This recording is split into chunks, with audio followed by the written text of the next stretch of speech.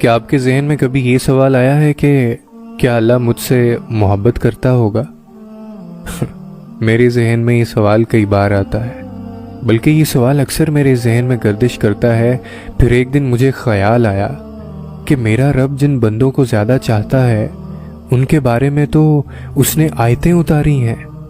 سو میں قرآن مجید کھول کر بیٹھ گیا اور میں نے ڈھونڈا تو پہلی آیت ملی کہ وہ صبر کرنے والوں سے محبت کرتا ہے۔ مجھے ملال ہوا، مجھ میں تو نام کا بھی تقوی نہیں۔ پھر میں نے آگے پڑھا کہ وہ صابرین کو محبوب رکھتا ہے۔ مجھے اپنے بے صبرے ہونے پر شدید افسوس ہوا۔ مزید آگے بڑھا تو جانا اللہ مجاہدین، کوشش کرنے والے سے محبت کرتا ہے۔ میں نے جانا کہ میں کم ہمت اور حوصلے والا ہوں اور بہت نازک بھی۔ پھر آگے بڑھا تو کیا پڑھتا ہوں کہ وہ احسان یعنی نیک اعمال کرنے والوں کو پسند کرتا ہے، مگر میں اس سے بھی بہت دور رہا ہوں۔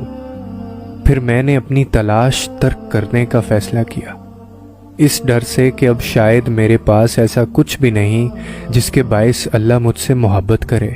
اس کے بعد میں نے اپنے اعمال کو کھنگالا تو سب فطور اور گناہوں سے آلودہ تھے۔ پھر اچانک میری نظر اللہ کے ایک اور پیغام پر پڑی جس میں وہ کہتا ہے کہ بے شک اللہ توبہ کرنے والوں سے محبت رکھتا ہے۔ سو میں نے اپنا مقام پا لیا اور پھر اس کے بعد میں سجدے میں جا گرا، کیونکہ میں جانتا ہوں کہ سجدے مکمل کرنے والوں کی کہانی کبھی ادھوری نہیں رہ سکتی۔ اور پھر میں اللہ سے باتیں کرنے لگا، کیونکہ میں یہ بھی جانتا ہوں کہ اللہ سے باتیں کرنے والوں کی بات نصیب سے کبھی بگڑ نہیں سکتی۔ اور پھر میں نے خود کو سمجھایا کہ کتنی بہتریاں ہیں اس دیری میں، یہ بھی تمہاری عقل سمجھ نہیں سکتی۔ اور پھر میں دعا کرنے لگا، کیونکہ میں جانتا ہوں کہ نصیب کی یہ چالیں میری دعاؤں سے کبھی جیت نہیں سکتی۔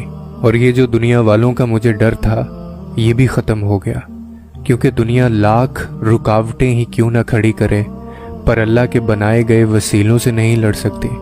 اور پھر اچانک میرے ذہن میں ایک خیال آیا کہ یوسف علیہ السلام کو 40 سال بعد یعقوب تک لایا گیا، تو پھر کیوں سوچ رہے ہو تم کہ تمہاری کچھ لمحوں کی گمی ہوئی چیز واپس نہیں مل سکتی؟ بس جان رکھو کہ اللہ کا بس ایک ہی حکم کافی ہے،